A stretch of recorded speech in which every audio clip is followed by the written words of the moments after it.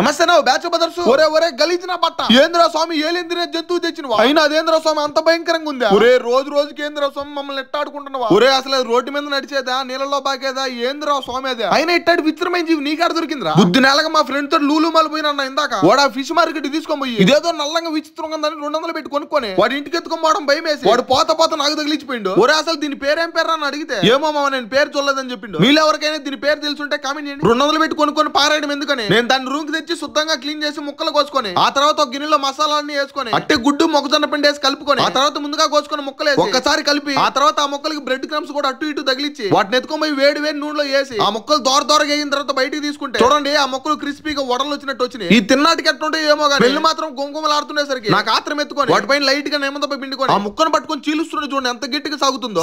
సాగిన టేస్ట్ ఎట్టుంటుందో అని లబలబా 2 కొరుకులు కొరికి నమిలినానయ్యా. ఆ పైన బ్రెడ్ క్రమ్స్ ఏమో క్రిస్పీగా లోపల ముక్కేమో కొబ్బరి తిన్నట్టు మెత్తగా టేస్ట్ మాత్రం భలే గునిందే.